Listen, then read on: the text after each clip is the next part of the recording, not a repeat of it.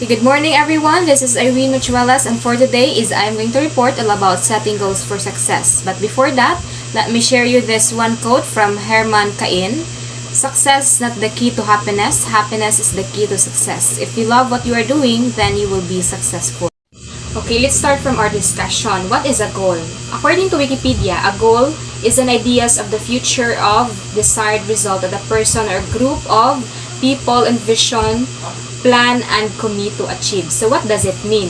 So when we say goal, this refers to the specific thing that we want to happen. So these are our mental ideas. So these are the representations that we have in our mind. Just like for example, before you enter here at CTU, you have the goal to pass the entrance exam and then the interview. And also another example is naatay goal to graduate, then pass the board exam, maka-work. So those are the example of a goal.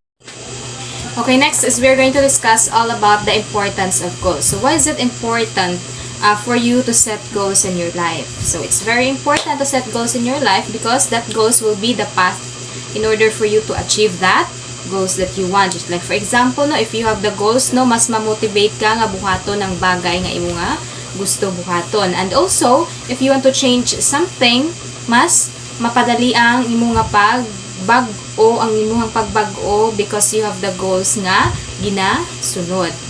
Okay, let's move back. A goal is a target objective or objective of a motivated and directed change of behavior. You know, just like for example, for this one is, as a teacher, you have the goals. Before you discuss to your students, you have to tell them your objectives. So sa kaninga discussion, mao ni dapat ang mabuhat or mahuman. And goals may vary and depend on the values and priorities of the individual. Also, setting goals will also depend on your values and priorities. Of course, if you are sincere nga ma-achieve nimo ang kana nga goal, of course, there's a big possibility nga matuman nimo ang imuhang gusto nga buhaton. Okay, let's start from self-efficacy. But before that, let me share you a quote from Albert Bandura. In order to succeed, people need a sense of self-efficacy, to struggle together with resilience to meet the inevitable obstacles and iniquities of life. So that is according to Albert Bandura. What does it mean by self-efficacy? So according to Albert Bandura, self-efficacy refers to your belief in your capacity to perform necessary actions to produce specific performance or goals. So what does it mean by self-efficacy? So when we say self-efficacy, these are the beliefs of a person to his or her capacity. Just like for example, when you believe in yourself that you will become a future educator, to become an engineer in the future, or nagatuod jud ka mag-successful jud ko in the future. So that is one definition of a self-efficacy. So maybe you're wondering who Albert Bandura is. So Albert Bandura is a social cognitive psychologist and a professor. He is best known for his social learning theory and the concept of self-efficacy. So we are going to discuss what is social learning theory and the concept of self-efficacy. Okay, let's discuss the social learning theory by Bandura. So according to Bandura, social learning theory stress the importance of observational learning, imitation, and modeling. So what does it mean? So according to Bandura, social learning theory suggests that people learn not only through direct experience but also by observing others and imitating others. So it is all about gaining insights and adjusting their behavior based on the consequences others experience. Like for example, ikaw, kung nakakita ka sa usa ka bata nga ga ride og bike or ga practice og bike, and when you see that person nga ga ride og bike nga kanang murag nag-successful dito sa pag-ride og bike, nga kanang nagbansay na dito sa mag-ride og bike, then as a person nga gatan-aw niya is ma-motivate ka. Then after that nga ma-motivate ka, then will also perform a riding of a bike. So that is one example of a social learning theory. Again, social learning theory, it's all about observing, learning, imitation, and modeling. So now let's move on to the theory of self-efficacy by Albert Bandura. So he asserted that even though you believe an activity may lead to a certain outcome, you might not be motivated to perform the action, hence you doubt your ability to perform. So that is according to Albert Bandura. According to Albert Bandura, there are the 4 principal sources of self-efficacy beliefs. So we have the enactive mastery experiences, vicarious experience or the comparisons, verbal persuasions and allied types of social influences, and the emotional physical state. Okay, first we're going to discuss all about the enactive mastery experiences. So when we say enactive mastery experiences, it is the most influential source of efficiency information. So what does it mean? So it is because it involves first-hand engagement with a task or activity. Just like, for example, when you're going to imagine a child learning to play a musical instrument for the first time. So he or she will going to learn a musical instrument for the first time. And after that, kung nakadungog na siya sa usa didto nga naga-play og musical instrument, and ma-experience na niya ang pag-play sa instrument nga kana like mismo sa iya nadungog nga music, though that is what we call a mastery experience. So next, it provides the most authentic evidence of whether on what it takes to succeed. So just like for example, no, in public speaking, when you're delivering a presentation successfully to a large audience, so the positive feedback or the positive effective communication during the presentation contribute to the belief that similar tasks. So that is one also example of of mastery experience. So success increases sense of self-efficacy, failure undermines it, and a strong sense of efficacy is achieved through the experience and perseverance in overcoming obstacles. Okay, failures undermines it. So just like for example, no, when you are learning a new sport, and of course, kung galearn pa lang gani ka, there are so many difficulties nga imong ma-experience. So, and that experience can lead you to a temporary decline of self-efficacy. However, kung maningkamot jud ka nga makahibaw sa kana ang certain skill, you have to learn from your mistakes and you're going to improve. You are going to gradually improve it. So, that failures can turn into a valuable learning experience. So, that is example of an active mastery experiences. Vicarious experience or the comparison. So, vicarious experience or comparisons, most human behavior is learned by observation through modeling. People tend to approach tasks that they have seen others perform. Through observation, you can build your self-efficacy by watching others to perform tasks. So, just like for example, no, when a student sees another student accomplish a task. So the vicarious experience of observing model can also have a strong influence on self-efficacy. Example for this one is when you're going to say, nakaya gani niya, so dapat makaya sad nako. So there are comparisons involved in this experience, vicarious experience. So there are 5 factors might facilitate retention processes. First, we have participant modeling. Second, timing. Third, learning society. Fourth, variation and consistency. And the last one, which is the mental practice. So when we say participant modeling, these are the persons or the observers watches and performs. Timing, the learner is internally motivated and the environment is conducive to learning.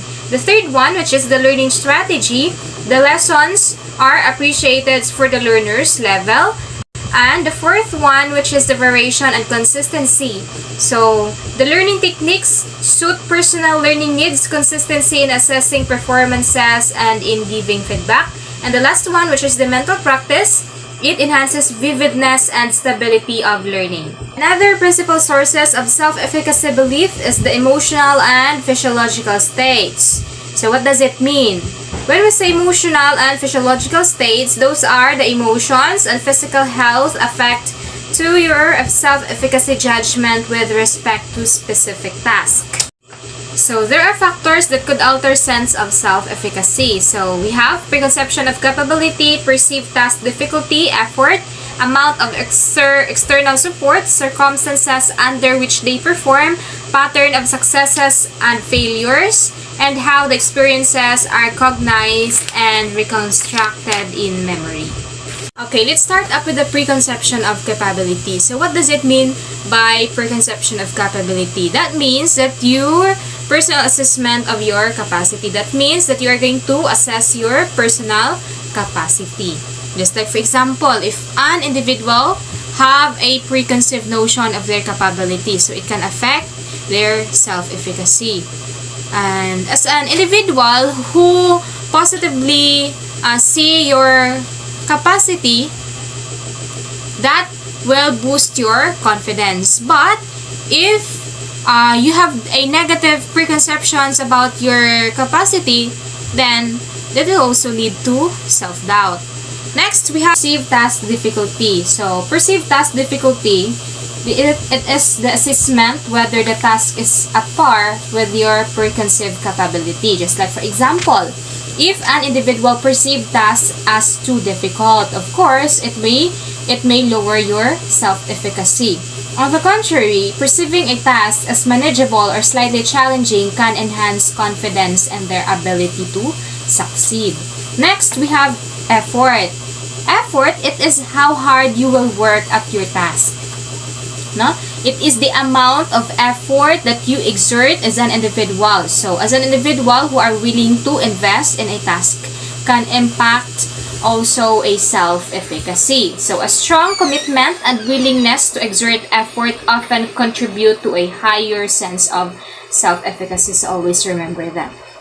So, in amount of external support, so these are the amount of effort that the people around you exert. So just like, for example, when you are working as an employee you work on a complex project. So with the help or with the support of your skilled team and accessible resources, so of course, the more they motivate you, the more nga mag-high ang imuhang self-efficacy. So, that means that the external support that they contributed to you may be a big help for you to accomplish your task. Okay, another factor that could alter sense of self-efficacy is the circumstances under which they perform. No? Performing, just like for example, when you are performing a task during a high period of high stress. So, when you're stressed, of course, that might lead you a decrease in self-efficacy. But conversely, tackling the same task under more favorable conditions when stress is minimal, that may enhance your confidence. Okay, another thing that you should consider in setting goals is self-concept. When we say self-concept, it is a general form used to refer to how someone thinks about or perceives themselves. Also, it is the idea of who you are. That means that refers to yourself based on your personal beliefs and your perceived notion of how other people see you. So when we say self-concept, this is how you view yourself. So this encompasses the thoughts, the beliefs, the feelings, and attitudes that people hold about their own identity, their abilities, values, and place in the world. So we have here, self-concept embodies the answer, who am I? You're going to ask yourself a question, sino nga ba ako? So here, self-concept versus self-knowledge, self-awareness, and self-esteem. So you're going to discuss it one by one. So, self-knowledge is philosophically viewed as your knowledge of your own sensations, thoughts, beliefs, and other mental states. So, self-awareness. When you are self-aware, you understand that you apart from your environment and that you are a subject that acts, interacts, and experiences your environment. Self-awareness assists that a person to reflect on his or her self. To self-esteem. Self-esteem, it is your general attitude towards yourself. This is how you value yourself, kung paano mo papahalagahan ang iyong sarili. So, it answers the questions, do I like myself? Do I accept me for who I am? And am I a person of value? So those are the questions that rarely asked when it talks about self-esteem. But before that, let me share you a quote from Ian Van Kant. Everything that happens to you is a reflection of what you believe about yourself. So we cannot outperform our level of self-esteem. We cannot draw to ourselves more than we think we are worth it. So what do you think? What is self-esteem? When we say self-esteem, this refers to the way that we see and think about ourselves. In Tagalog, this is pagpapahalaga sa sarili. This is how we value ourselves. Self-esteem. Move on to the factors influencing self-esteem. It could either be positive or negative. So let's start up with the family environment. Family environment, including parenting styles and familiar relationships, significantly affect self-esteem. Kung gikan gani ka sa pamilya nga supportive kay sila, then they nurtured you in the best way, so that will also affect your self-esteem. Ma-higher ang imong self-esteem. But kung ang imong gani environment kay gi-criticize ka, then that will also affect your self-esteem. Then ma-lower ang imong self-esteem. Next, we have feedback from other people. Of course, when you receive positive feedback and affirmation from other people, ma-higher ang imong self-esteem. But kung i-criticize kanila or makadungog kag mga negative feedback from them, that will also lead to you to lower your self-esteem. Next, we have self-beliefs.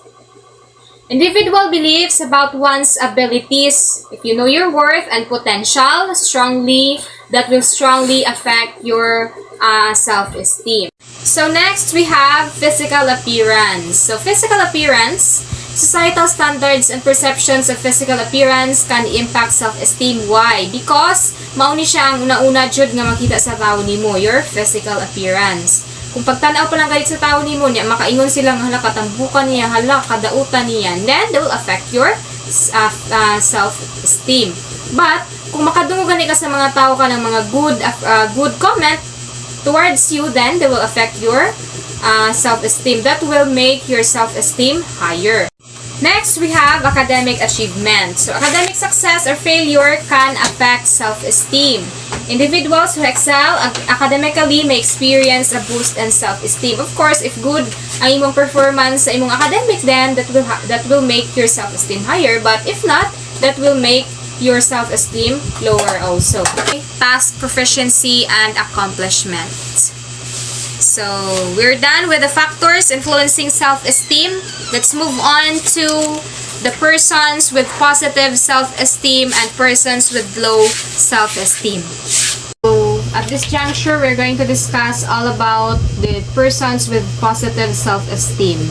So, the persons with having positive self-esteem are those individuals feel good about themselves. Just like, for example, when they achieve something, of course, they feel good about themselves. Next, we have feel proud of what they can do. Believe in themselves even they don't succeed at first. So, you still have to believe in yourself even though at first wala ka success. See their own good qualities such as being kind or capable and feel like love and respect. So, of course, maka-think ka nga important ang imong self if you feel like someone like you or love you or ginarespeto ka sa ubang tao.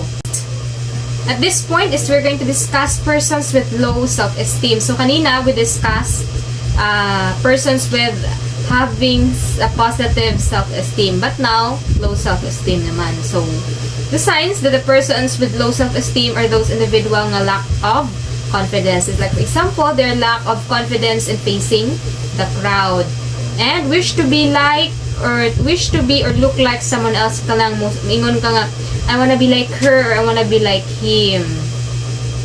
That is a sign of having low self-esteem. Next, always worry about what others may think. Kanang mag-worry ka kanang unsa man ang i-comment sa tao nimo. Are pessimistic and have a negative view of life. So it's very obvious na if you are having a negative view of life, of course, dili jud ka positive ang imong self-esteem. That means low self-esteem na siya. Next, have a perfectionist and mistrust others, even those who show signs of affection. Okay, next, having a blaming behavior. Kanang behavior nimo nga magbasol ka sa ubang tao. Next, are afraid of taking risk and have a feeling of being involved and unlovable. Show dependence, letting others make decisions, and are afraid of being ridiculed. So those are the signs of persons with having low self-esteem. So that's it for my report for setting goals for success. Thank you everyone for listening. So today, let's talk about Locke's goal setting theory. You know the importance of having a goal, but are your daily action bringing you closer to your goal or goals? Are you planning your goal correctly? We all know that planning our goal is very important. We should plan your goal correctly. We should put efforts in planning our goal. According to Locke and Latham, 1990, goal setting theory predicts that people will channel effort towards accomplishing their goals, which will in turn affect performance. So Locke, who primarily developed the goal setting theory, proposed 3 factors that will make individuals highly motivated. Of course, first is the goal are challenging and specific, so the goal should be challenging so that the people will be motivated. They are strongly committed to the goal or goals. Third is they strongly believe in their ability to accomplish their goal. So, according to Locke, those factors will occur if people know what is required of them. They know how they are expected to perform. They can identify with the goals and feedback in precise and frequent. So, there are 5 principles of goal setting.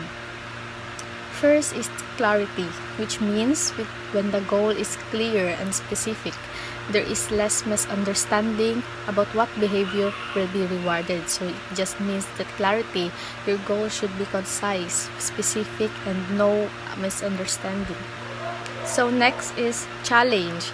People are often motivated by achievement. It is an important strike and appropriate balance between a challenging goal and a realistic goal. So it means that your goal should be realistic. It should be challenging. It is because if it is challenging goal, you'll be more motivated to do it. So next is commitment. A personally relevant goal will motivate a person to work on accomplishing it. Goal commitment and difficulty often work together. The harder the goal, the more commitment is required. So it says, the harder the goal, the more commitment is required, which means commitment and difficulty often work together, or like they are partners. If your goal is challenging, if your goal is harder, it would be you're more motivated to do it and you're more commitment. And there is commitment is required. Next is feedback. Feedback provides opportunities to clarify expectation, adjust goal difficulty, and gain recognition. So the feedback will provide opportunities to clarify what is the harder goal or the difficulties of your goal, or even to gain recognition. And the last one is task complicity. Just like setting a challenging goal, task complicity involves appropriate balance with complicated tasks. Make sure to learn or practice what is expected to you and give yourself sufficient time to meet your goal. So, when we say goal, there is possibilities that your goal is much harder than what you expected. So, you should give yourself enough time, a sufficient time to meet your goal, or enough time to practice, and make sure you make sure that you are willing to learn or you're willing to practice what is expected, because not all goals are very easy. So now let's talk about SMART goals. What is SMART goals? So the condition given by Locke gave way to a goal setting technique. So it is provided by Locke, or from Locke. So, the Locke gave way to a goal-setting technique called SMART goals, developed by management experts and authors Kenneth Blanchard and Spencer Johnson. S for specific, M for measurable, A for assignable, R for realistic, and T for time related. So we all know that we're very familiar with this SMART goal. So the first in SMART goals is S, which stands for specific, or it indicates what, where, how. Your goal should be specific. A specific goal is distinct and defines as much the goal as possible and contains no ambiguous for you to be motivated to perform. So you really need to have a specific goal. So take note, you really need to have a specific goal. Next is measurable. It indicates from and to. So a measurement gives feedback and let one know when the goal is complete. Measurable goal is important so that you can monitor your process and receive. So next is assignable. It indicates who. Goal must be assignable to individuals or groups. It means you should be able to relate to your own goal, make your personal commitment. So the next is realistic. It indicates feasible. Realistic goals are challenges yet attainable within the given time frame. Realistic goal in SMART means goal is one that considers the resources and constraints related to it. It's about making sure that the goal you've set is within reach. Last is time related. It is when. It indicates when. Time frame must be aggressive yet realistic. It refers to setting a specific timeline for achieving your goal. It's about having a clear endpoint which helps to prevent everyday tasks from taking priority over your longer-term goals. I'm Ashley Lauron. I'm the next reporter for the next topic. So before we proceed to our topic, let me have you this quote. Today, I refuse to stress about things I cannot control or change. So do you agree with this quote? So in this quote, it is said that I refuse to stress myself out about things I cannot control or change, or like we just go on the flow on what things happen. So do you have any idea of what our topic is? Okay, so our topic will be about stress. So have you already experienced stress, or do you experience lately stress? So what is stress? So stress, it is a state of mental of emotional strain or tension resulting from adverse or very demanding circumstances. It is a universal human experience, a mental and physical response to the demands of your environment beyond its optimal point. Stress of any kind has more than the good. So, do you know that there are stress that can light your mood or that is good? So, according to this, it is a universal human experience. All humans experience stress, or even a child, even a young one, even an adult, even a senior one experience stress. So, let's find out what are the three types of stress. But before that, I have a reminder. It's normal to feel stress. Not all stress is bad for you. So earlier I asked you if do you know that there is a good stress. So, according to this, not all stress is bad for you. So, let's find out later what is stress that is not bad. And it is normal to feel stress. So, it is normal, it is part of our life to feel stress in certain ways or in any matters. So, all of us experience stress. It is normal. If you don't feel stress, I think you need to go to the doctor to seek help. Now let's have the three kind of stress. First is the eustress. Next is the new stress. And third is the distress. So let's find in the three of this if what is the good stress. So before that, let's tackle it one by one. we have the eustress, considered as good stress, enjoyable and not threatening activity, result from a situation or activity that you find motivating or inspiring.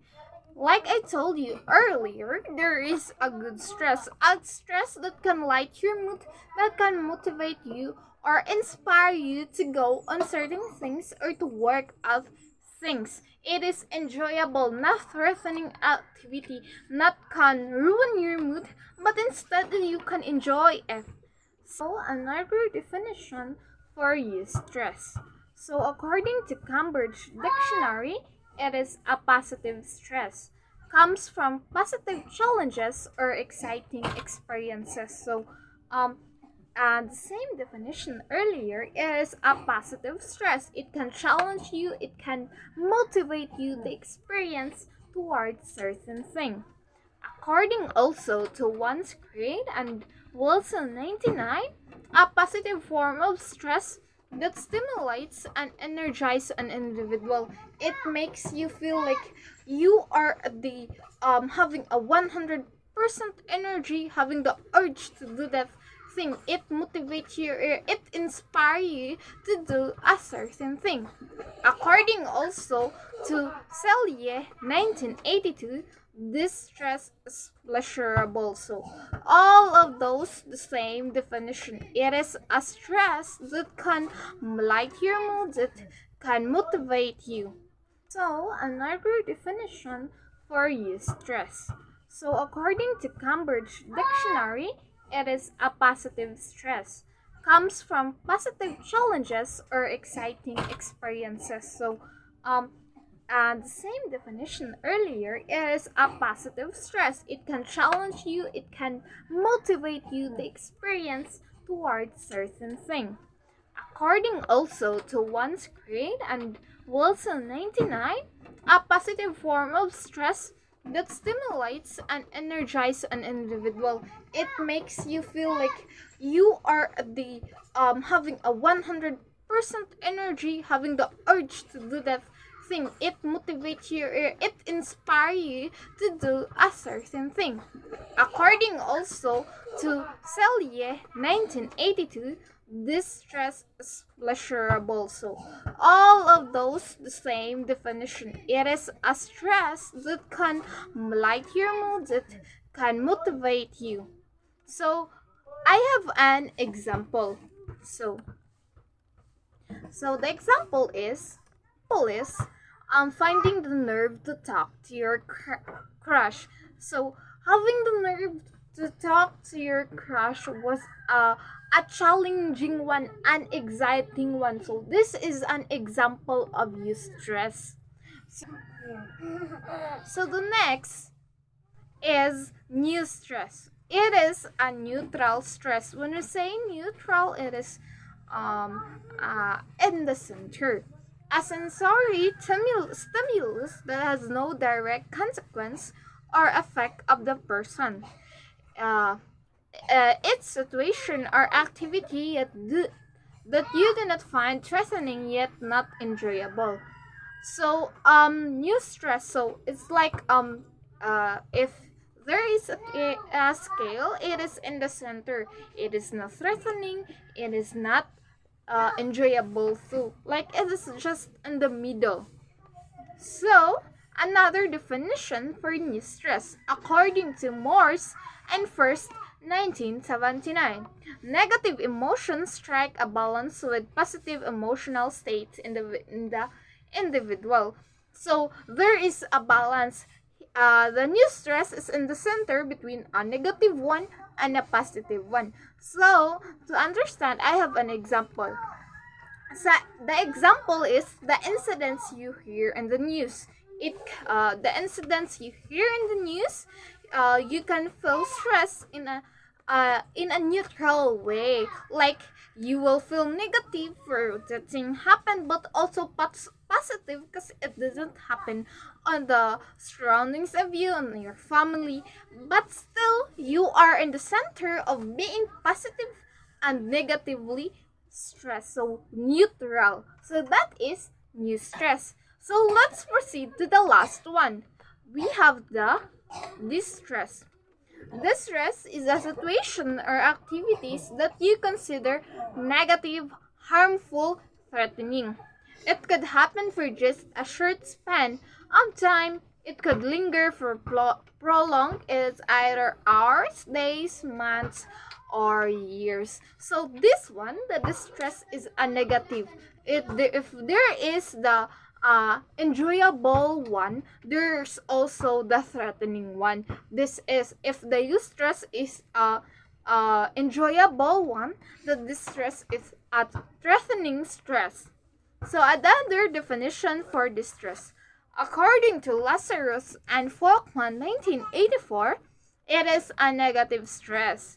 This stress becomes painful and it necessitates one to take measures to reduce the anxiety associated it. So this stress can cause you experience harmful one, the pain, it measures to reduce the anxiety associated it.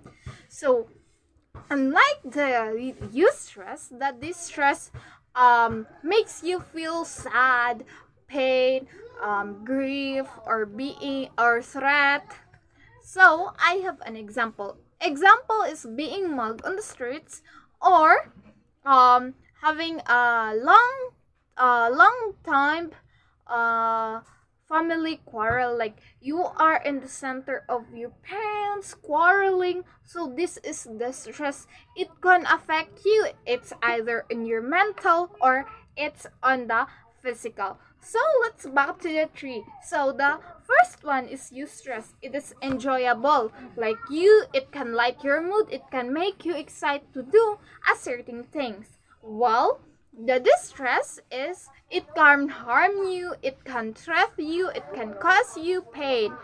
And the last is the eustress, in which it is being centered. The other is positive, but the other is negative. But the eustress is in the center. It is having negativity, but also positivity. So that's all for the three types of stress. Let's proceed to the stressors. So when we heard the word stressors, it is the cause of the stress. Why that certain stress happen? So stressors, any stimulation or activity or individual that gives you mental emotional strain. List of stressor is not endless. It varies from one person to person. So just what I said earlier, if there is stress, there's a reason why there is stress. So the stressors is the cause of stress. So but it varies from person to person. Any stimulation or activity or individuals that gave you emotional strain. But do you know that there is also a good stressor? Okay, let's find out. So good stressors. Good stressors can make you feel both nervous and excited at the same time. It's so-called butterflies in your stomach can make you worry about being liked or accepted. So I'm sure everyone experiences the so-called butterflies in your stomach, especially if you have loved ones. You experience this, that you are having a mixed emotion. So that is the good stressor. Can make you feel both nervous and excited at the same time. So I have an example. For me, for example, during my during the releasing of who are the honors or list of honors during my senior high school, I feel nervous at the same time excited of what is the result. So this is an example of good stressor. But there is also a bad stressor. So bad stressors can cause you feel angry, petrified, or depressed, can make you feel constantly on the edge. So these stressors can totally make you feel angry, make you feel constantly on the edge, or most are at the like it can also make you feel depressed. So that is the stressors, the good and the bad one. Other than that, mental and emotional strain, you also suffer pain, headache, and etc. Stressors, high levels of stress when unattended, contribute to mental health problems. So stressors also if you are totally on the stage of having high level of stress and it is not being coped or you didn't just mind it, is it can cause you mental health problems. Other than that, it can make you feel anxiety or depressed. So, the last one of my topic will be the symptoms of stress. So, what are the symptoms of stress? If you feel this one, I'm sure you are stressed already.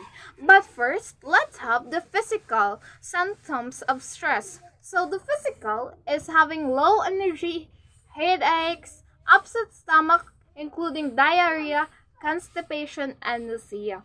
Next is aches, pains, and tense muscles, chest pain, and rapid heartbeat, insomnia, frequent colds and infections, loss of sexual desire and or ability, cold or sweaty hands or feet, excess sweating. So I've mentioned earlier the physical symptoms of stress. Most common symptoms of stress will be the insomnia, the excess sweating or sweaty hands of feet. Also, the chest pain, rapid heartbeat. Next to it will be the consecutive or perceptual symptoms of stress.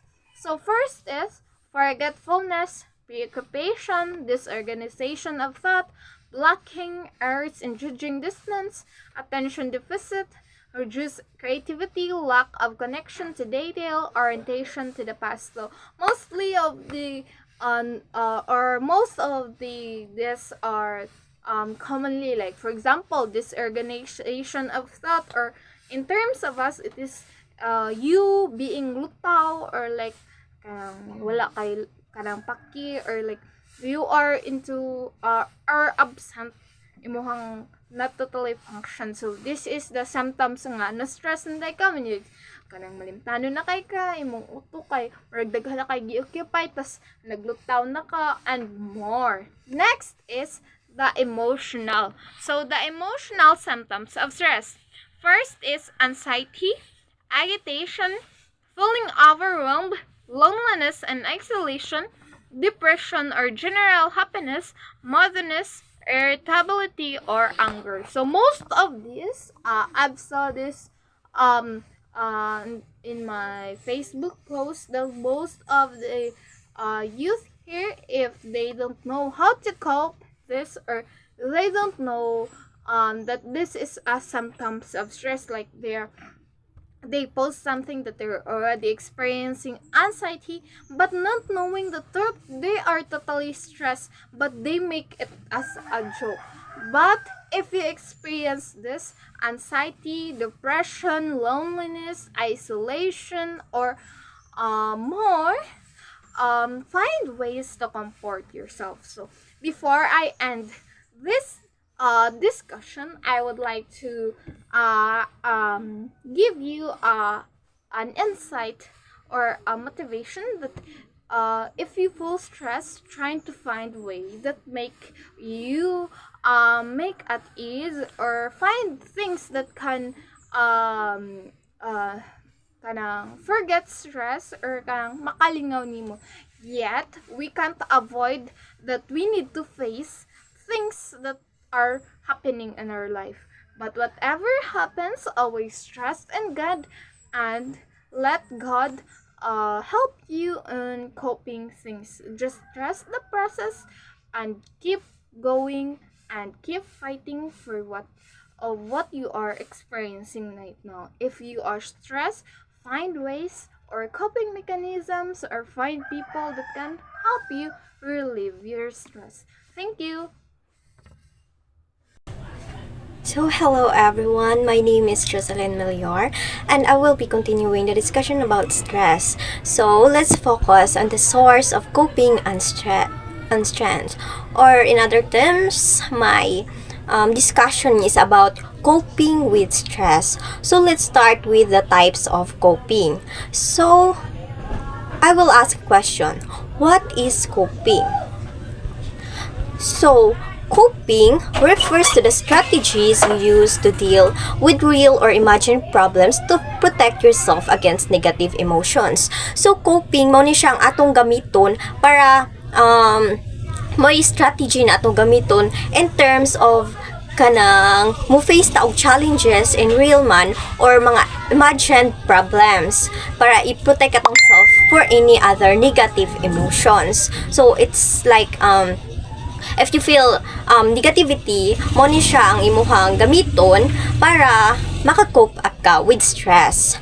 So, it refers to adaptive strategies you employ in an attempt to reduce stress, and it helps you control your reactions and continue with your daily activities. So, ang kani siyang coping kay mo ni siya imuhang magamit para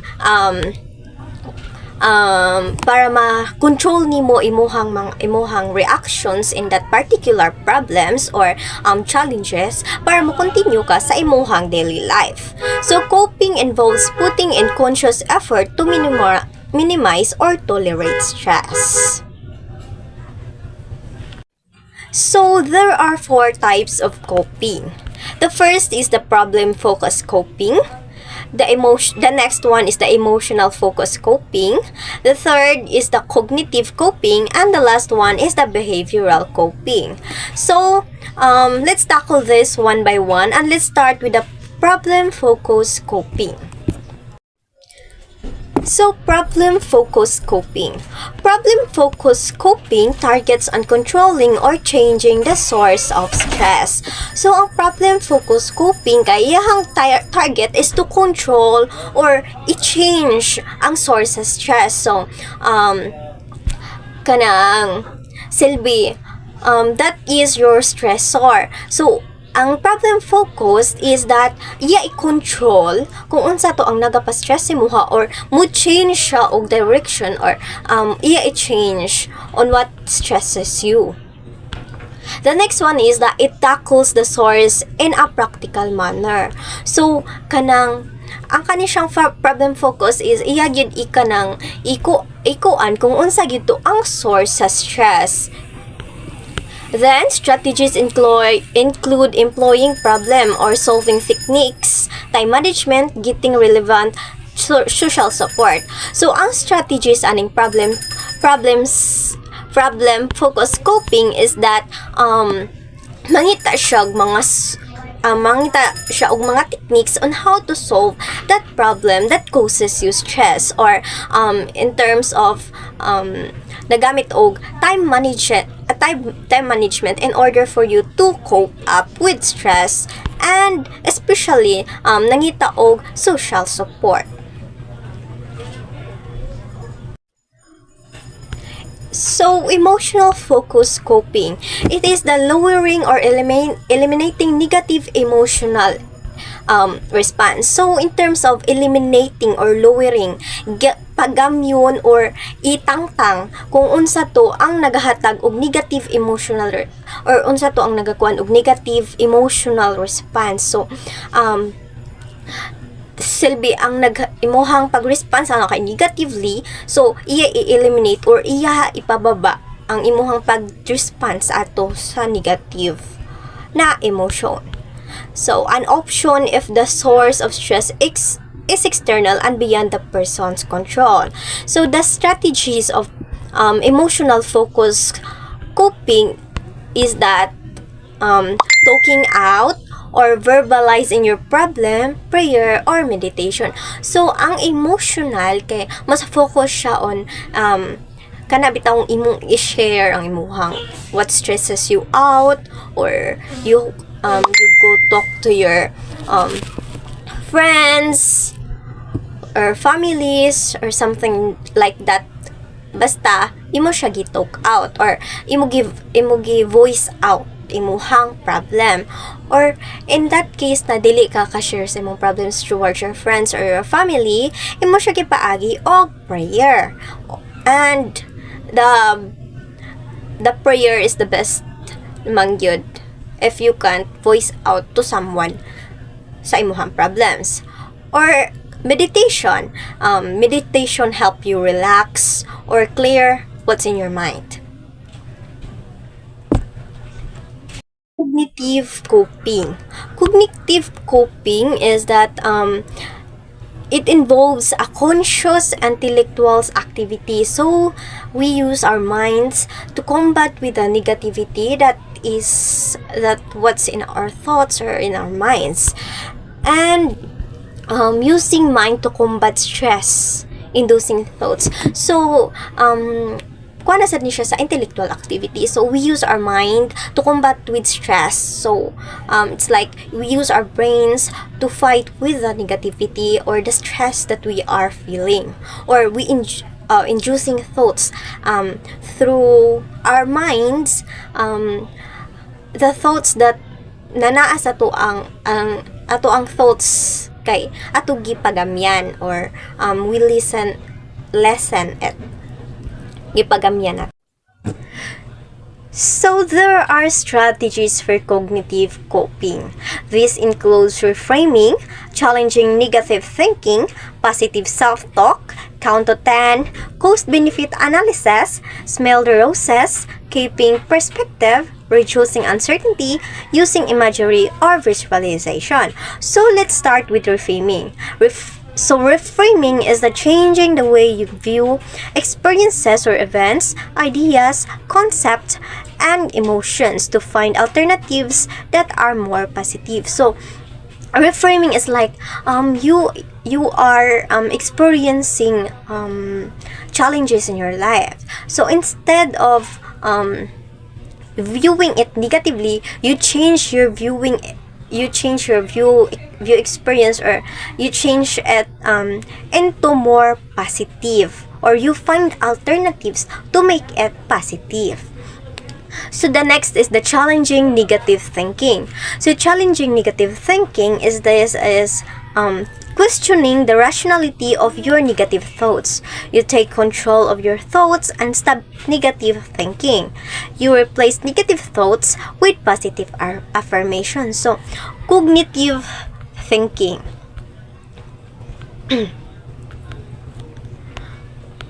So challenging negative thinking. This is you questions your negative thoughts. Imuha gi-control ang imuhang negative thoughts ba, instead of imo kampihan ang imuhang negative thoughts, imo siya gi-questions, and imo giilisan ang imuhang negative thoughts into positive. Imo siya, di ba, naghunahuna ka mga negative thoughts or negative mga bisag unsa pa na klase sa negative thinking. So instead na imo siya i-face ng negativity, imo siyang gihimo na positive. So imo siya gihimo positive thoughts, or nagkuan ka sa mga kaugalingon o mga positive affirmation. So the next is the positive self-talk. So positive self-talk sometimes referred to positive affirmation. You talk to yourself in a positive manner. This is useful for confidence building. So positive self-talk. So mo ni siya ang the best example for this is that using a mirror. So di ba, or facing yourself in a mirror, kay just facing yourself and then giving yourself positive affirmations like you are beautiful, you are worth it, you are so lovable. Just by that, you build your confidence. The next is the count to 10, giving you time to gain control of your emotions. It allows you to rethink the situation and find a better coping strategy. So count to 10, gihatagan nimo imuhang time ang imong kaugalingon para mo gain og control sa imong emotion. So dili kay nagpadalos-dalos ka og kuan sa imong emotion, but you give yourself a time. Mo ni siya katang, di ba? If you are feeling a raging kind of angerness inside you, just count to 10. Like after 10 kay more bitog, di ba? Kanang suko kay karon, tapos mo ihap lang kag 1 up to 10, di ba you will feel like a little bit calm. So instead na imuhang gibuhat ato kay nagpadalos-dalos ka, by counting to 10, mas ning murag ning kalma ka ana na time. The next is the cost-benefit analysis. So cost-benefit analysis, asking how yourself beneficial your thoughts, emotion, or actions are. Mo ni siya kanang mangutan na kana, is it worth it? Worth it ba ni? Worth it ba ka to? Mo na siya mangutana ka sa imuhang kaugalingon kung beneficial pa na imuhang gihunap na. The next is the smell the roses. So smell the roses is a way of telling yourself to relax. It is about taking a conscious effort to appreciate the usually neglected aspects of life. Mo ni siya kanang murag mag-reminisce ka. Kabante ka na. So, mo ni siya gitawag og smell the rose kay. We know that, di ba, roses feels ang smell sa rose kay kanang can give you relaxation kay humot siya or something inana.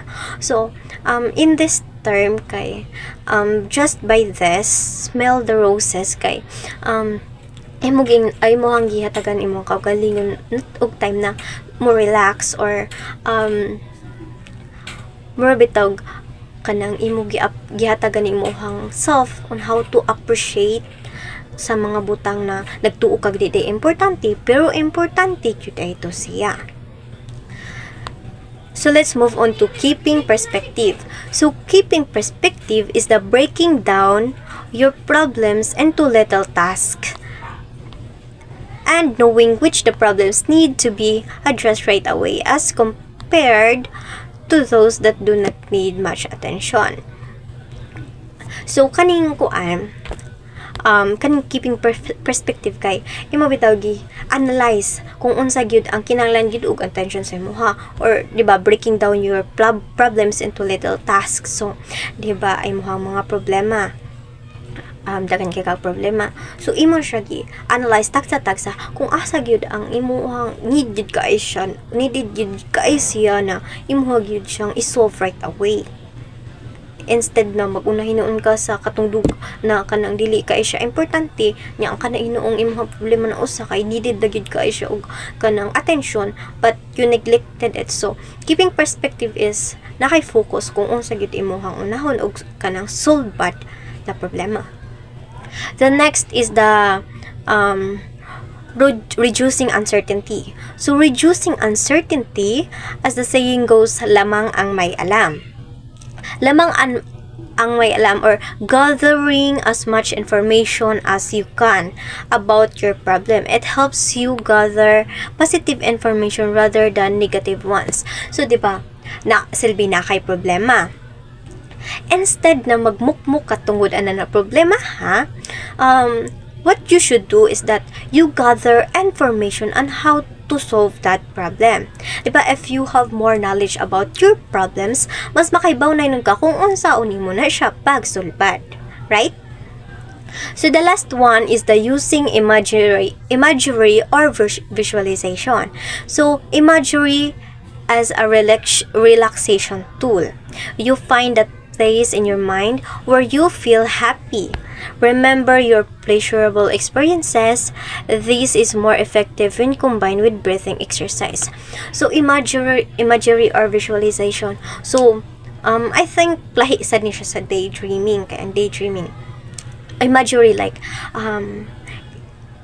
more siya same sa niya sa kanang mag-reminisce ka atong mga experiences na imong naagian.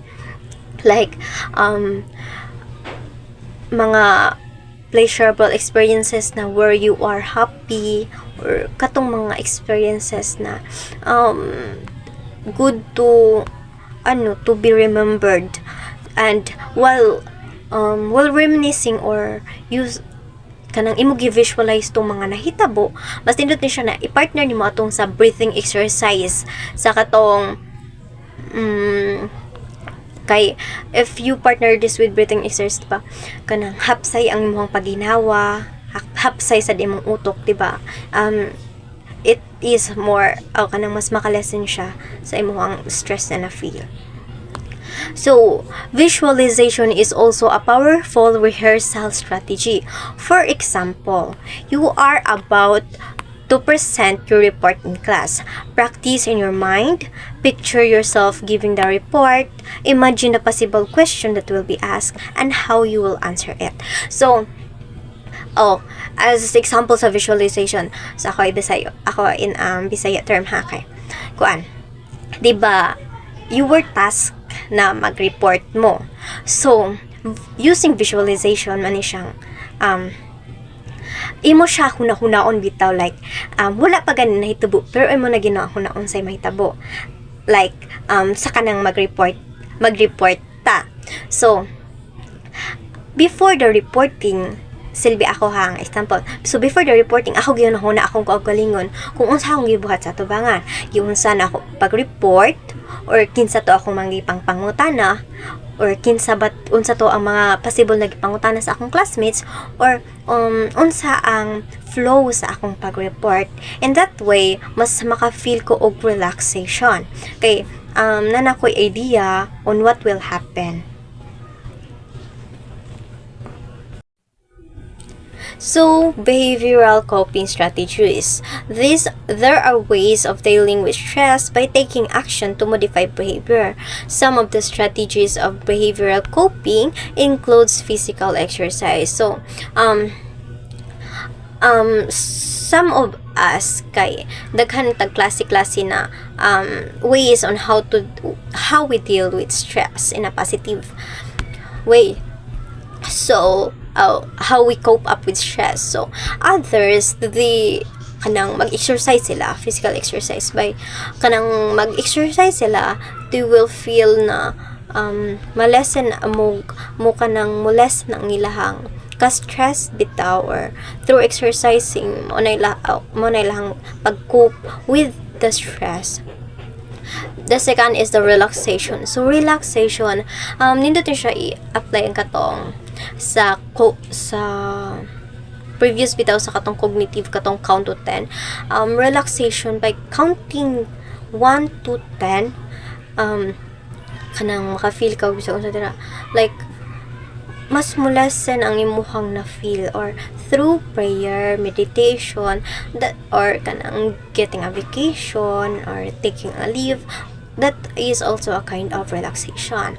The third is the breathing. So breathing, man siya kanang if you are feeling so stressed or kanang pelled up na kaayo ang imong emotions, just do the thing kanang inhale, exhale, inhale, exhale. And that bisag kana lang na imong buhaton, maka-feel ka og relaxation, like kanang even a little bit kay molesen ang imuhang na feel. So, smile and laughter. So, this is one of the kanang kasagaran gid gamiton when coping up with stress. Mo niya akong kasagaran na bantayan, in my opinion lang ha. Kay through smiling and laughing kay kanang natago nila kung unsa gyud ang ilahang tinuod bitaw na na-feel, like kanang makakita ka na that certain person, you will see him or her na kanang smiling kayo, kusog kay mo katawa, bukal-bukalon kayo or something inana kay kanang we cannot judge that person kay kanang namang great times na mo na iyang klase sa pag-cope up with the stress manggod, like kanang happy kay siya imong tan-awon, but you didn't know na stress na gyud ay kay na siya. Time management. So time management nabilong siya sa behavioral. So in order for you to cope up with stress, so you should manage your time.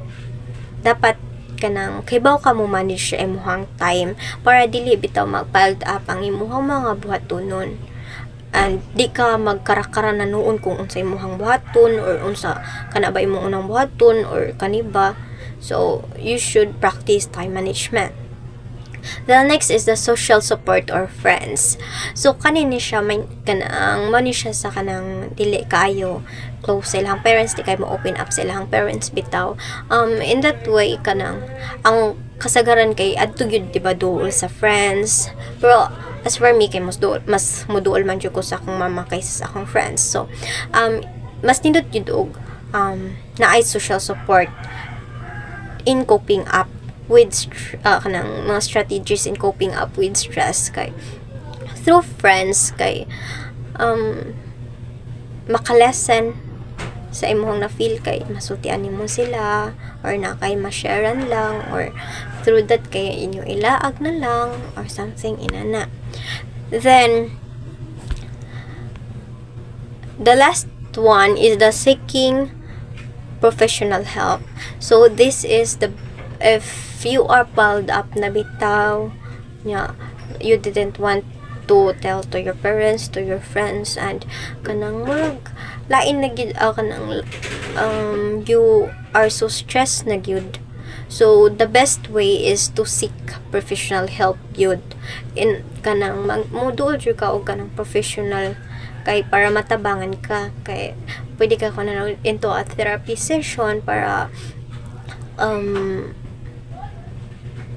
kanang mahibaw-an nimo unsay mo yung maayong buhaton in order for you to cope up with that kind of stress. We are done about the type of coping. So now let us proceed to the 24 positive coping strategies for stress. So let's start with the physical and lifestyle strategies. The first one is the abdominal breathing and relaxation. So, di ba kung maka-feel ta og stress, mas better if do you know the di ba if maka-feel ta stress, mas nindot man yun ng iginhawa na lang nato og lam or we make ourselves relax, like bitaw ka na bitaw mag-meditate ta or something, like we give ourselves time na i-relax or bisag sa pagginhawa lang og lang pag inhale exhale lang, di ba maka-feel ta na murag even a slight chance kay ang atong ka-stress kay mo lessen. So the second one is the low stress diet or limit fast foods or fried foods. So nakoy nabasan before na fried foods kay mas worsen siya sa imong stress, but usually for us diba naiuban kong mas stress kay mag stress eating or kanang uncontrollably ang ilang pagkaon. But that doesn't apply to me kay dili man ko na klase sa mas stress. So if you were that kind of person kung mas stress kay kaon na just limits eating fast foods or fried foods kay basig instead na makalasan siya sa imong ka-stress musamot pa hinoon. The third one is the regular exercise. So regular exercise. To lessen our stress, we should exercise regularly. Note to self. We should exercise regularly, and that doesn't apply to me. Oh my god. Na-apply na ninyo. The fourth one is downtime. Balance fun and work. So this is so important. This relates to time management.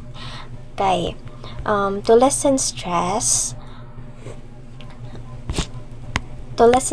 is, or to cope up with stress, we should balance fun and work. So now we are students, so we should balance having fun, being a student or being a daughter or a son or a child. We should balance that.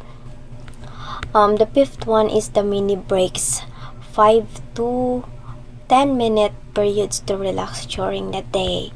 So kana bitang example, magbuhat ka sa imong mga activities, sa imong mga outputs, you should put time to relax just even 5 to 10 minutes, just do something that make you relax to lessen up your stress.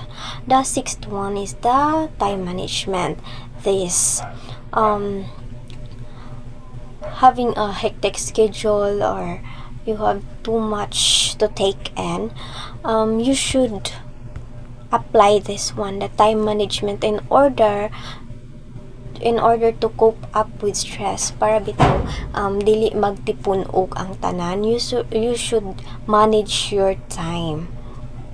So seventh is the sleep hygiene.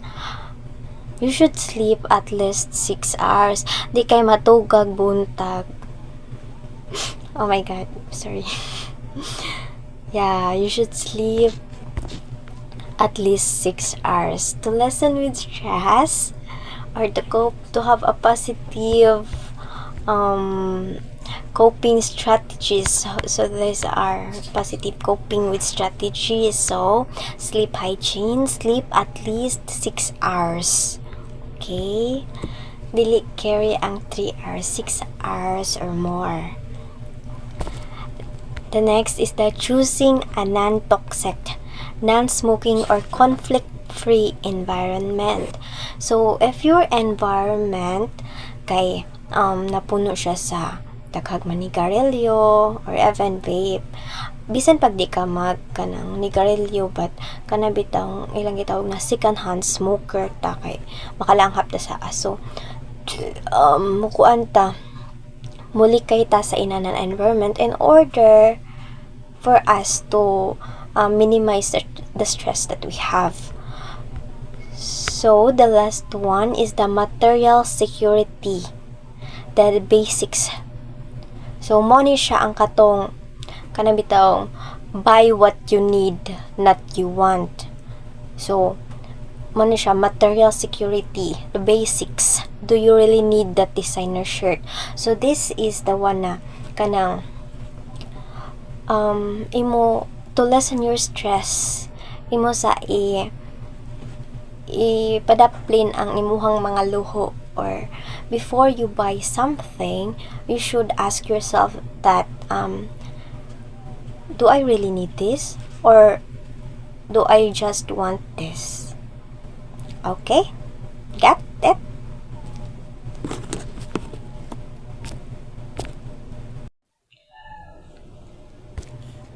So we are done with the physical strategies on how to cope up with stress. So let us proceed to the emotional strategies. Social support and relatedness. So in order to cope up with stress, di ba, mas nindot man gyud na og naa kay support, social support. Mas nindot gyud na kanang kung maka-feel kag stress, you have someone na imuhang masagdigan, or someone na ma-relate nimo into your situation, di ba? For others, maybe they want to be just by themselves, pero some also mas maka-feel sila og kanang assured sila if they have someone to support them, or na makarelate sa ilang gibati, and it's okay. So self-nurturing mo na siya mo ka sa imong kaugalingon na yes, you are worth it. So the best example for this is I usually do this back when I was in senior high school. Like magkuha kog mirror, and then I'll talk to the mirror, and I'll tell that, and I'll get the mirror, then ako na ingon na when I feel so stressed, mukha kong mirror, tapos ako na natutukan ang mirror, then ako smile lang, tapos mingo na yes, you are worth it. Bahala kung sa may gipang ingon nila dila, bisag bahala kung sa pa man ilang gipang ingon dira, for me, you are worth it. You are more than enough. Like imo hatagan og positive mga positive words, or words of wisdoms ba na ang imong kaugalingon. Like it's so good to feel that na masulti na nimo sa imong kaugalingon. the next one is the good communication. So this is so important. Having this ability to have a good communication, like if you are feeling stressed bitaw kay mas nindot jud og na kay makasultihan or maka-communicate ka, like mingon anay uban mingon na mas better daw na sarilihon nila kaysa sa ilang isulti sa uban. But for me is I really if I was kanang mag-piled up na bitaw or sobra na jud kay ko sa stress, I would just call my mother or run to my mother and tell her everything that stresses me out. So in that way, mas malesen ang burden na akong gi-feel, or mas malesen bitaw akong stress, like bisan pag kanang wala siya isulti after, or may na siya kaya na, or just being the thought na kanang nasulti na ko tanan or nasulti na ko sa iyaha, kay mas maka-feel ko, kanang lesson na ang akong ka-stress. So it's better if you are good in communicating or telling to your friends. If you can tell to your friends or to your parents, just do something that you can communicate it, like basta dili lang nimo dibdibon jud, as in kay once it piled up na you're dead. So assertiveness is the quality of being self-assured and confident without being aggressive to defend a right point of view. So assertiveness, you are kanang assured ka or confident yung ka kung unsa imong gipang buhat. Like it's a good way to cope up with stress. Kay kanang if you are confident, mang good kay wala. If you are confident kay nothing's wrong. If you are confident or kanang assured ka kung na imong gibuhat kay sakto, so then wala, sakto jud ka. So the next is the recreational activities. This recreational activities or playtime, mas nindot ni siya, or it's like giving yourself a break, like kaban looking back at the times na kanang bitong kabantay matong like elementary pa ta, or kanang or makadalikit lang na kanang bitong stress kay kasi mong gipang buhat, tapos kanang naimang hagad og duwa, like diba kung makigduwa ka kay more bitog malesen ang imuhang ka-stress, kay na-divert imuhang attention, like stress kay ka sa akad something inana, tapos naimang tas imuhang duwa, like katubitang duwa na patentero or something Chinese garter, diba mas malingaw ka, like you give yourself a break. So the next is the emotional release.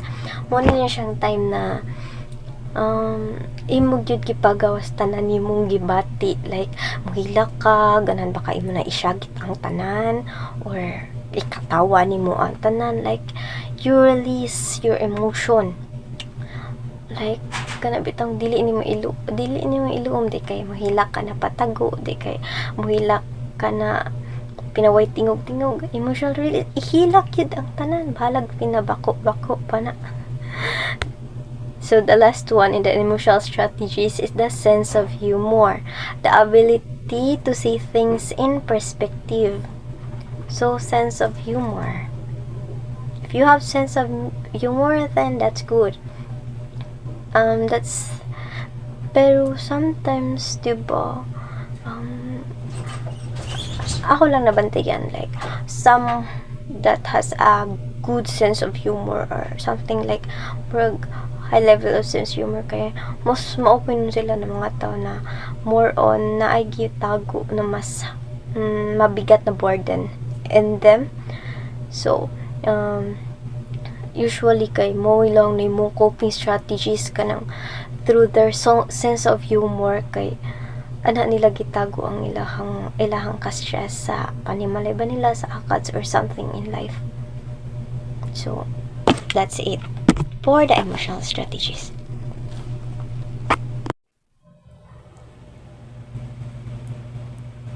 Let's talk about now the cognitive strategy.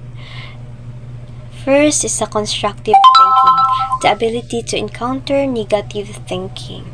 So, constructive thinking, it's like more bitog inside your head or your mind kay na siya two parts.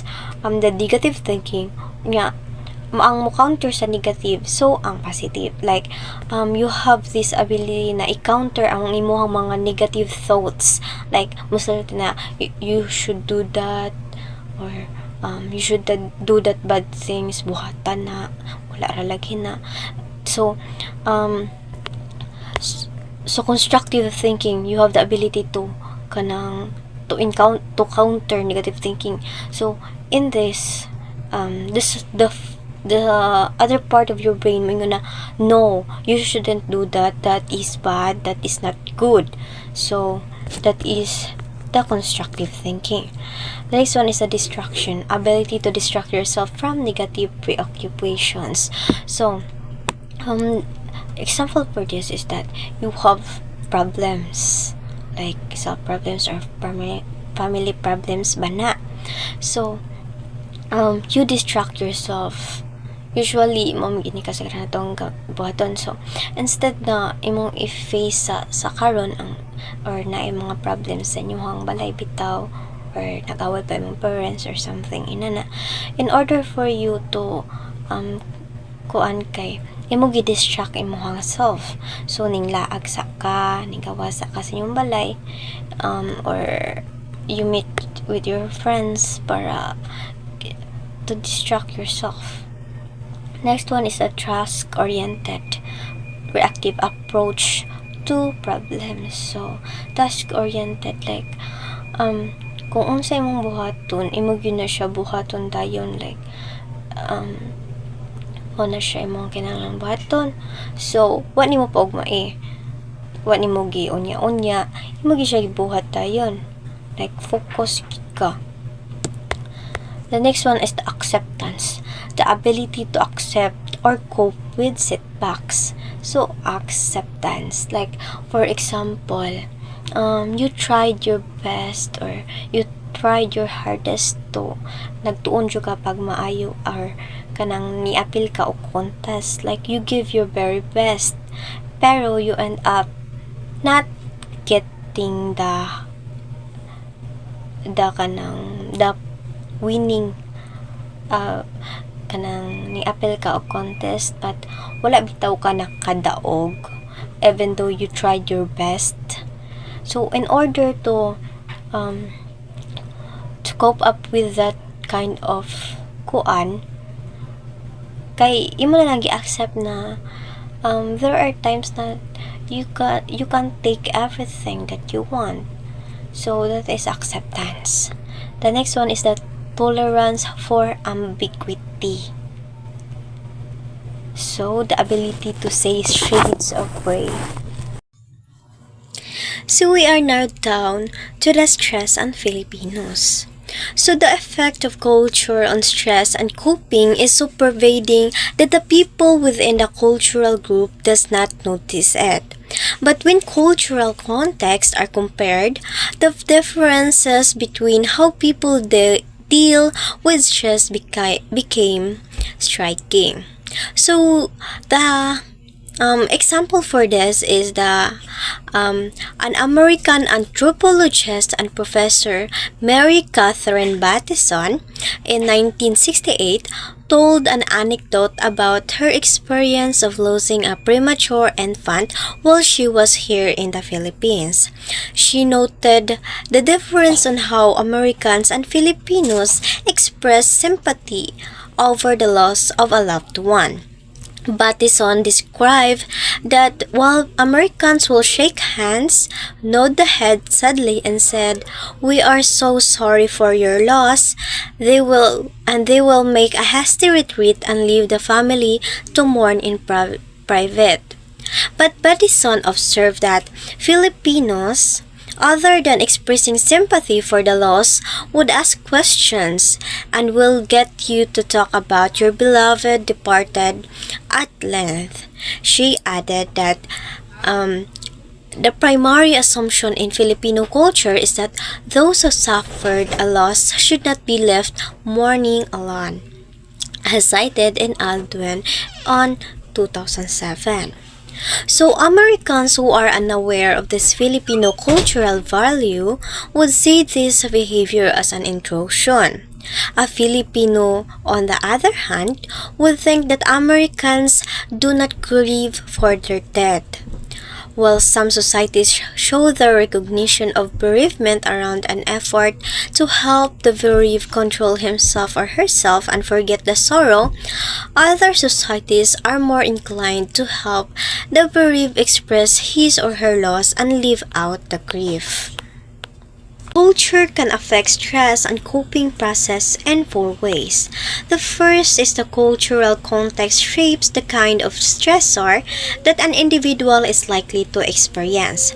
For example, Europeans find crowded places stressful because they crave privacy, while Filipinos are delighted to see a crowd. Second is that culture may also affect the appraisal of a certain event. For instance, noise is stressful. But what kind of noise? Some people find the Philippine streets with all the honking, pedaling, and shouting noisy.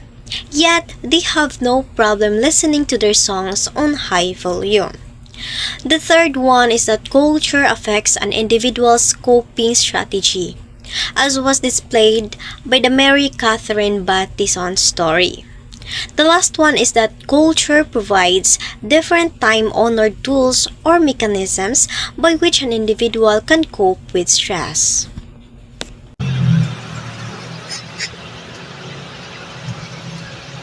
Good day, everyone, especially to you, Dr. Lamaya.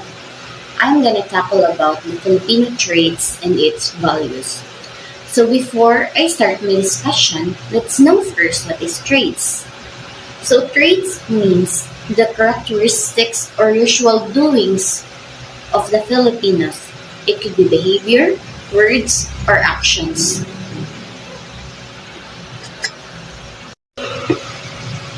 And now, the first Filipino traits is hiya.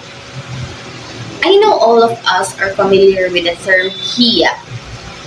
So these traits, according to the Western concept, it is negative because it will stop someone to achieve something because of shyness.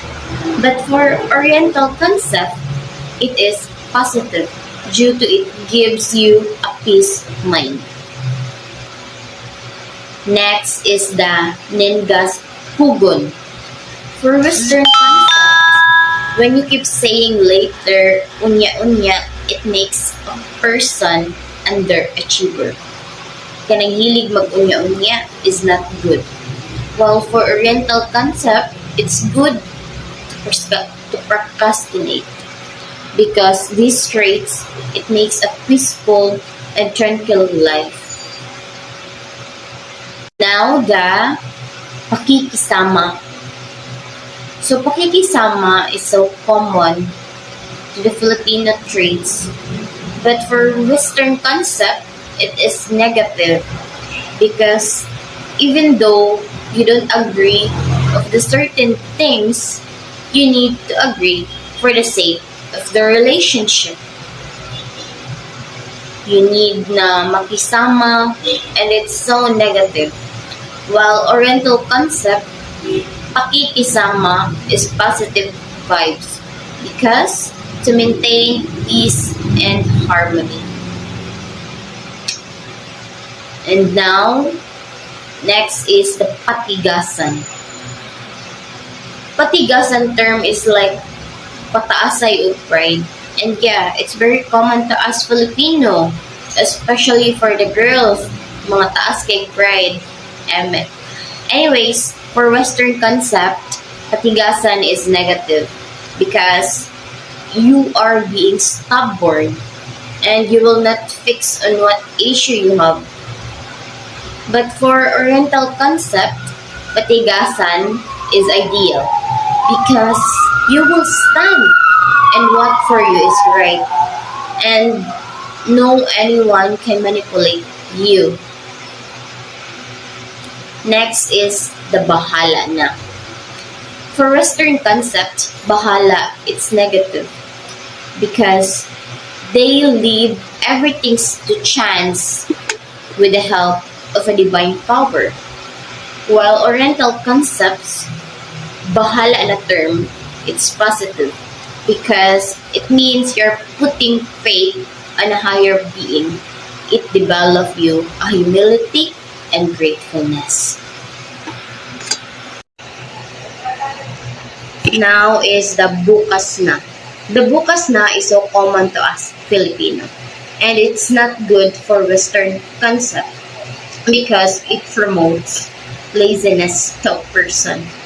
While for Oriental concept, these traits is just okay because it helps you not to be stressed or tense. Next is the utang na loob. Utang na loob is such a big phrase. Mostly Filipino are like this. And sometimes it happened inside our home. For example, our parents makes us a retirement plan. So you as a child needs to pay back. Just because of this Filipino traits, which is utang na loob. And it's negative for Western concept. But for Oriental concept, these Filipino traits is ideal because it just only means that you are grateful on what others did to you. And next is kanya-kanya.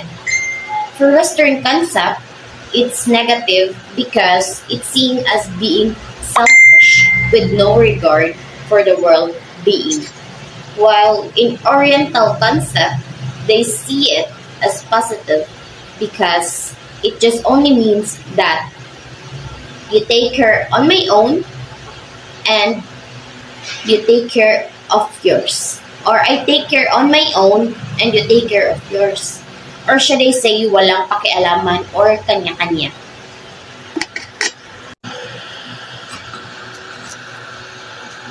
And now let's move on to the role of the social class, race, and gender in social stress. So social class, usually in the lower class are higher na makafeel of emotional stress because of the three common problems of the lower class. Number one is the lack of financial resources. Number two is greater use of ineffective coping strategies. And number three is less access to social support. And now is the race. The race or the lahi is the most important because grabe kay ni siya o impact to our mental health, especially if gina-discriminate ka, maka-stress jud ni, maka-trigger sa stress. Next is the gender. In gender, the girls are usually mas stressed compared to men. Because why? You know, woman is more hands-on to the family, to your husband, to your kids, and it can damage their mental health if they don't feel valued. Next topic is the taking care of the self. If we take care of ourselves, we feel beautiful, right? And when we feel beautiful, we feel good. And when we feel good, we can avoid stress. So much better, we should taking care of ourselves. It starts from you. So next is the self-compassion. Before we care to someone, make sure that you care and value yourself first. And that's self-compassion, loving yourself.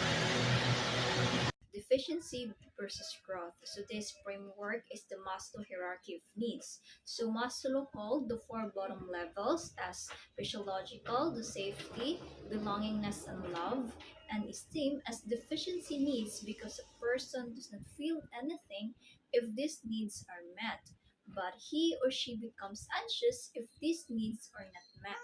On the other hand, the fifth level, which is the self actualization, according to Maslow, was a growth need because it enables the person to reach his or her full potential as human being. Motivated by unsatisfied need. Maslow theory suggests that humans are driven by unsatisfied needs, with lower needs taking precedence over higher needs. Maslow concepts also suggest that individuals can only progress to higher needs once they meet their lower needs, which is when they are motivated to work on self actualization. People are motivated by unsatisfied needs, and the absence of satisfaction can lead to agitation. Consequently, individuals seek ways to fulfill or satisfy these needs, and once a need is mostly satisfied, it no longer serves as a primary source of motivation. This tendency prompts us to move towards fulfilling the next higher needs, and people can only move to the higher level once the lower level is securely met. This table illustrates how a person may react when needs are unsatisfied. The physiological needs, so if not satisfied, we are feel sick, irritated, and uncomfortable. Next is the safety needs. If not satisfied, can affect our perception and can lead to a insecurity. Next is the belongingness love needs. So if not satisfied, we become increasingly susceptible to loneliness and social anxieties. Esteem needs, if not satisfied, we will have a low self-esteem, inferiority complex. Next is the self-actualization. If not satisfied, it can cause feelings of lack of meaning of life. Self care, what is it and why is it important? Satisfying the various level of needs is very important to a person's overall health and well-being. Self care, as described by the University of Kentucky, entails taking deliberate acts of looking after your mental, emotional, and physical health. Part of our overall well being and healthcare is to take care of ourselves.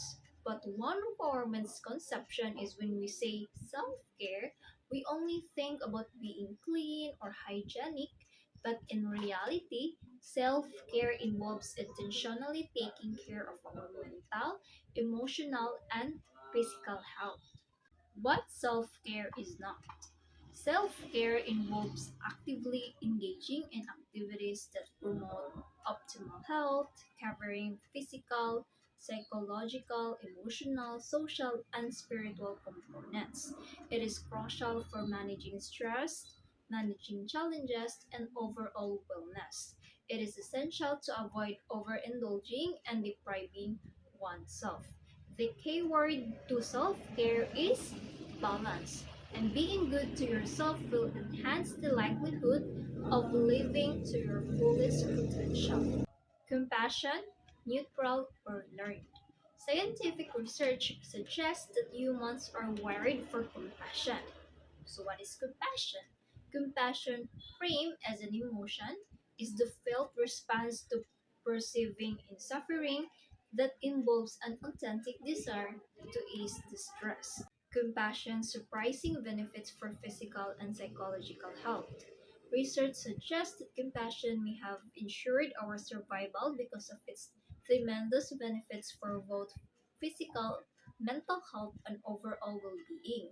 Connecting with others in a meaningful way help us enjoy better mental and physical health and speeds up recovery from diseases and may even lengthen our lifespans.